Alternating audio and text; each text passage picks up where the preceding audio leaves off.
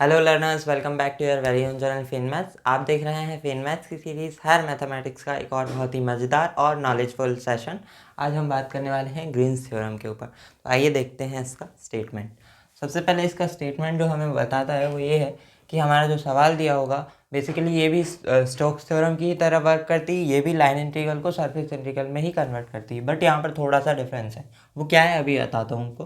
तो if P and Q जो कि एक्स वाई के फंक्शंस हैं वो कांस्टेंट फंक्शंस हैं और x and y having continuous form of partial derivative in a region R, और वो जो आर रीजन है वो हमारा एक्स वाई प्लेन में है अगर, तो और bounded by a closed curve C, then this line integral इसकी वैल्यू अब स्टोक्स थ्योरम में ये वाली P d x plus Q d y के फॉर्म में नहीं होती है, इसमें हमारी P d x plus Q d y के फॉर्म में होती है। तो यहाँ पर डी एक्स का जो कोफिशिएंट है उसको पार्शियली वाई के रेस्पेक्ट में डिफ्रेंशिएट करेंगे, क्यू वाले को पार्शियली एक्स के रेस्पेक्ट में डिफ्रेंशिएट करेंगे, और del Q upon del x minus del P upon del y जो है इसका जो सरफेस इंटीग्रल जब हम निकालेंगे वो भी डी एक्स डी वाई के लिए, तो उसकी वैल्यू सेम आएगी इसकी। तो क्या है, लाइन इंटीग्रल से जब हम निकालते हैं तो सवाल बहुत बड़ा जाता है, तो सरफेस इंटीग्रल की मदद से हम कम स्टेप्स में उन सवालों को हल कर सकते हैं। अब यहाँ पर एक कॉमन सेंस की बात है, अगर जैसे ये एक्स वाई प्लेन में है तो ये डी एक्स डी वाई हो रहा है, अगर ये एक्स जेड प्लेन में या वाई जेड प्लेन में होता तो उसके अकॉर्डिंग हम इसको भी चेंज कर देंगे, तो दैट इज़ सो नॉर्मल। और ये तो था हमारा स्टेटमेंट। अब हम इस पे सवाल देखते हैं। तो इसमें भी बिल्कुल स्टोक्स थ्योरम की तरह सवाल होंगे, जिसमें में तो हमें ग्रीन्स थ्योरम प्रूव करनी पड़ेगी, तो हमें दोनों तरफ से निकालना पड़ेगा, और अगर प्रूव करने के लिए ना आए, वेरीफाई के लिए ना आए, तो हम डायरेक्टली इससे ही निकाल कर फ्री हो जाएंगे और छोटा सा हमारा सवाल रहेगा। तो आइए देखते हैं इसका एक एग्जाम्पल।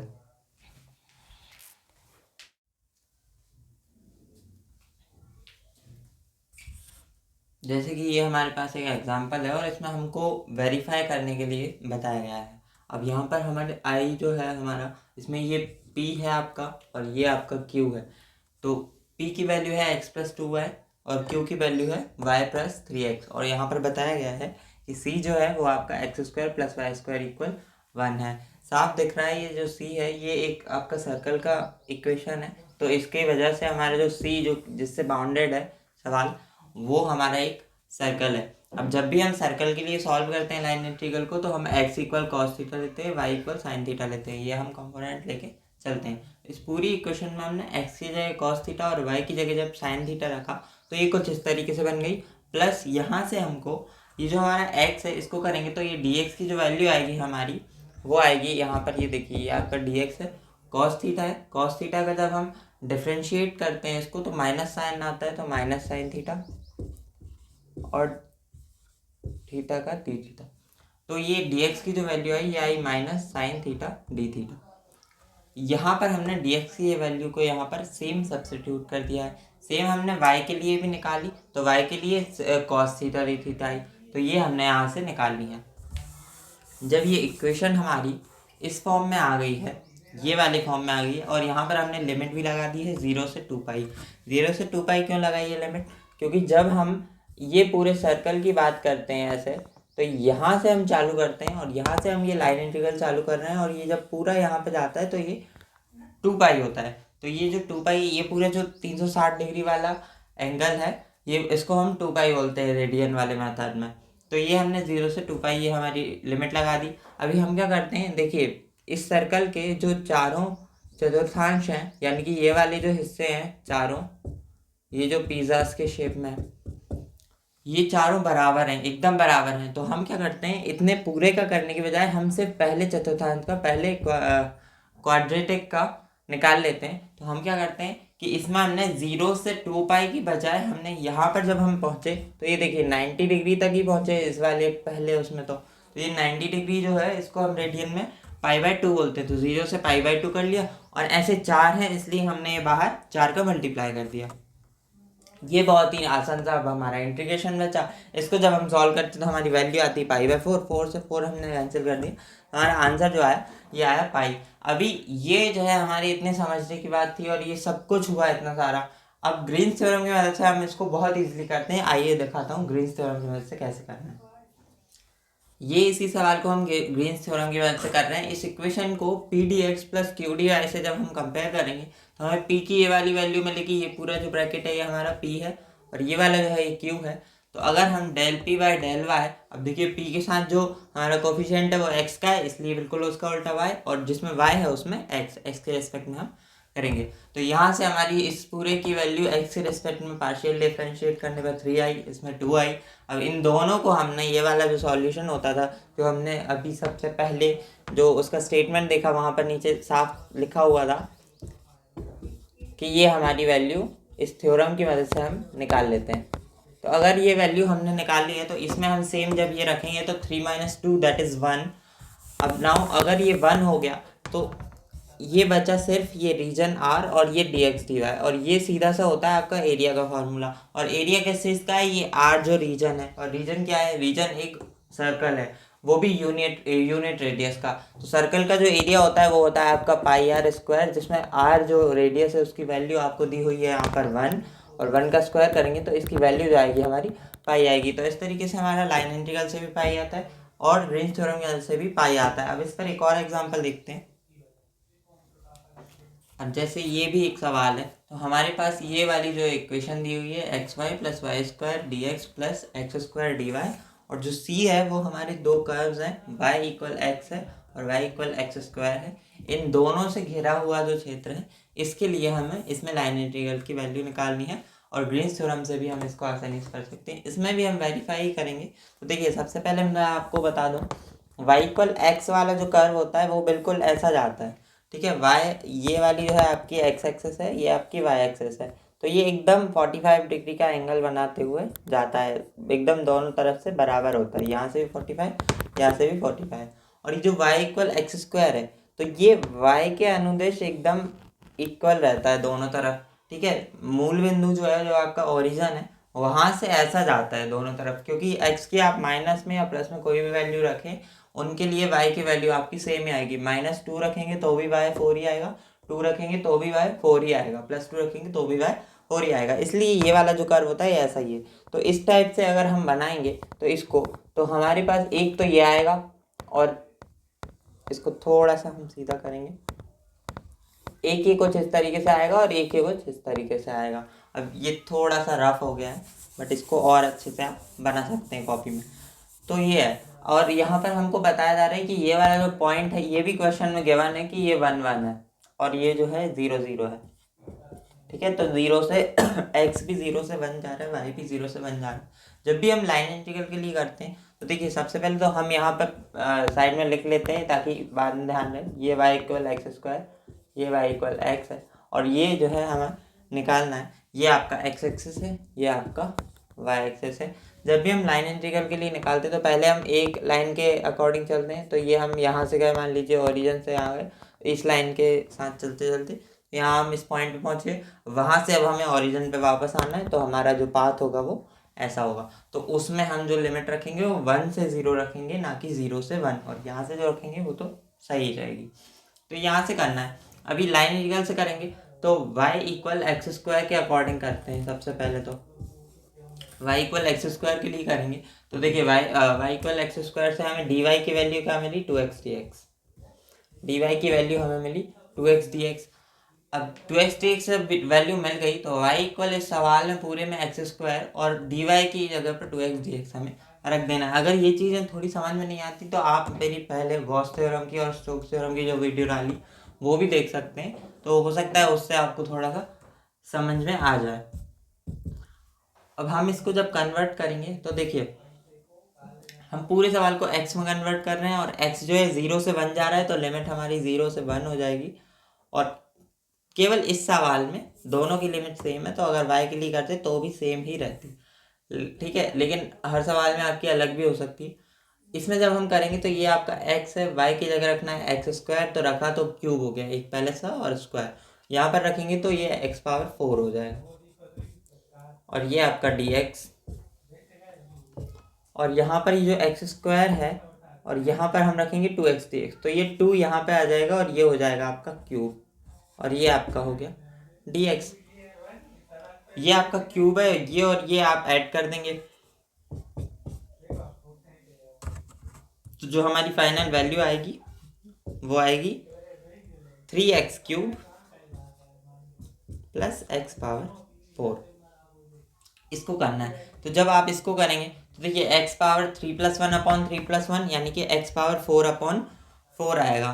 तो जब हम इसको करेंगे तो ये आपका आ गया 3x power 4/4 plus x power 5/5 और 0 से 1 रखनी है। तो पहले हम अपर लिमिट रखते हैं, फिर हम लोअर लिमिट रखते हैं।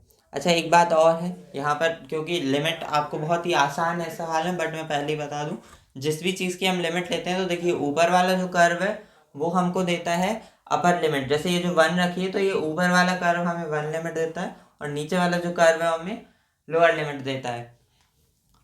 अब इसमें जब हम 1 रखेंगे वैल्यू तो ये आपका आएगा 3/4, इसमें रखेंगे तो ये आएगा 1/5। जब इसको आप सॉल्व करेंगे एलसीएम लेते हैं तो 20 आएगा। अब इसको सॉल्व करने की, वैसे तो एलसीएम लेकर तो हम करते ही आ रहे हैं बचपन से, एक बहुत ही शॉर्ट ट्रिक कह सकते हैं आप उसको।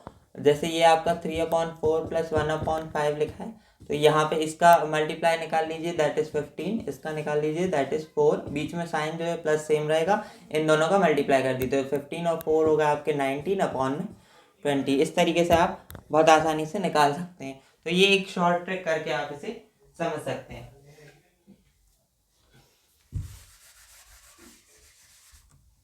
तो ये यहाँ से हमारी वैल्यू जो आई है वो आई है 19/20। अब हम x equal y equal x के लिए करेंगे तो dy की जो वैल्यू आएगी वो सीधे आपकी आ जाएगी dx। फिर से हम इसको x के रिस्पेक्ट में अगर चेंज कर लें तो इस बार हमें क्या करना है, y इक्वल x रखना है।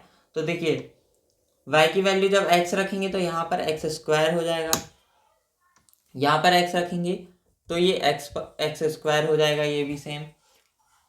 और यहाँ पर जब हम रखेंगे x तो यहाँ तो है ही, dy की जगह सीधे हमें dx रख देना है, तो यहाँ पर x² dx हो जाएगा, x² dx यहाँ पर हो जाएगा। ये पूरा x² plus x² plus x²। यहाँ पर खास बात ये है कि अब हम इस वाले कर्व के लिए कर रहे हैं, y इक्वल x के लिए कर रहे हैं। y इक्वल x में हम अपना पाथ देखेंगे, हमारा पाथ वहाँ से यहाँ आ रहा है, ना कि यहाँ से वहाँ जा रहा है। वहाँ पर x की वैल्यू 1 है, यहाँ पर x की वैल्यू आके 0 है, तो 1 to 0 करेंगे, तो इसलिए हमें 1 to 0 इसमें करना है। और ये x² 3 बार आ गया तो ये 3x² हो जाएगा, तो यहाँ पर ये हो जाएगा आपका 3x², ये आपका dx, और ये आपका हो रहा है 1 to 0। अभी x² का होता है x³ मतलब x पावर 2+1/2+1, और ये जो 3 है नीचे वाला वो कट जाएगा इससे। तो अगर हम इसके लिए करेंगे तो ये आपका आएगा x³, ठीक है। नीचे वाले 3 से ऊपर वाला 3 कट गया, और ये आपका है क्या, 0 और 1। तो यहाँ पर 0 रखेंगे तो 0 ही रहेगा, अगर हमने 1 रखा तो ये 1 आएगा, दैट इज -1। अब ये वाली वैल्यू प्लस ये वाली वैल्यू हम करना है, तो 19/20 -1 हम इसमें निकालेंगे। तो अगर हम इसको यहाँ पर रफ करके निकाल लें तो ये आपका 19/20 हो गया, ये आपका -1 हो गया। इसमें भी आप वही ट्रिक लगा सकते हैं जो मैंने अभी बताई। ये वाला जो है यहाँ पर कुछ नहीं है तो क्या दिक्कत है, 1 मान लीजिए, तो ये आपका हो गया 19, ये माइनस, ये आपका यहाँ से हो गया 20, और नीचे इन दोनों का मल्टीप्लाई 20 और 1 का, तो ये आपका 20, और 20 में से 19 गए तो -1, तो -1/20 यहाँ से आया। इसको हमने यहाँ पे साइड में लिख लेंगे, -1/20, ये हमारा लाइन इंटीग्रल से आया है।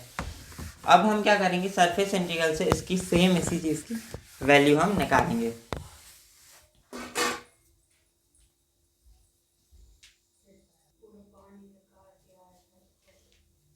अब इसकी वैल्यू निकालते हैं ग्रीन्स थ्योरम की मदद से। एक्चुअल में ये थ्योरम हमारी बनाई किस लिए है, इसलिए कि हम इसको आसानी से सॉल्व कर लें। अभी हम क्या करेंगे, ये हमारा P है, ये हमारा Q है। थ्योरम के अकॉर्डिंग इसको हमें x के रिस्पेक्ट में और इसको हमें y के रिस्पेक्ट में पार्शियली डिफ्रेंशिएट करना है।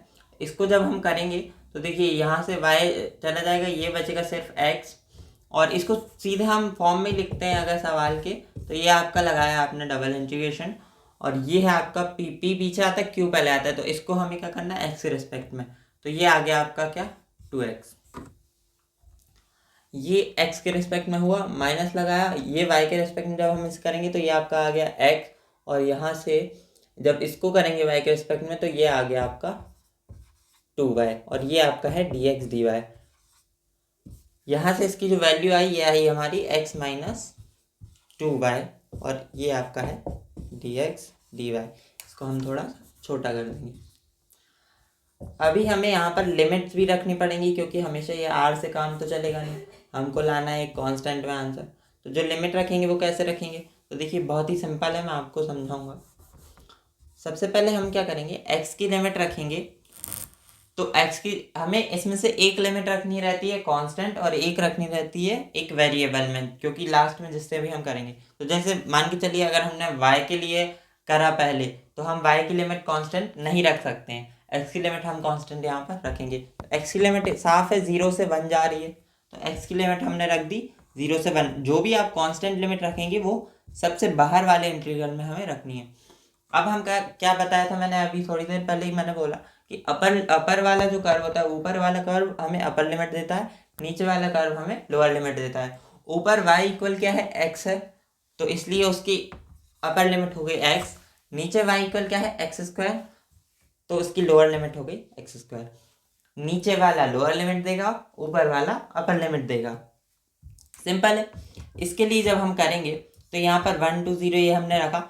y के लिए इसको करेंगे तो एक्स वाई हो गया माइनस, अब ये y का वाई स्क्वायर अपॉन 2 होगा, और उससे 2 से 2 कट जाएगा, तो ये आपका हो गया वाई स्क्वायर। ये आपने रखा x, ये आपने रखा एक्स स्क्वायर, ये आपका है dx।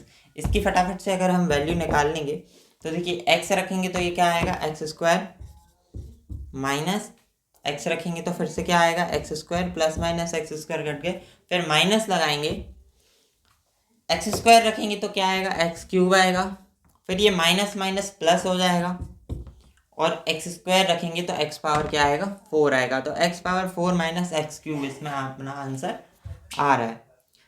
तो इसकी जो वैल्यू आ रही है हमारी क्या आ रही है, x power 4 minus x cube. यहीं पर लिख लेते हैं x power 4 minus x cube. ये रहा dx, ये रहा 0 से 1, और ये हमारा सब कुछ सही चल रहा है। x के लिए जब हम इस पूरे को इंटीग्रेट करेंगे तो ये x पावर 4 है, 4 + 1 अपॉन 4 + 1 होगा x पावर 5 अपॉन 5, माइनस लगाए ये होगा x पावर 4 अपॉन 4। 1 जब हम लिमिट रखेंगे तो ये आएगा 1/5 माइनस 1/4। ठीक है, इसको जब हम सेम वही ट्रिक से करेंगे, ये हमारा 5 है, इसको थोड़ा अच्छा लिखते हैं, और ये भी 4 है, इसको भी थोड़ा अच्छा लिखते हैं।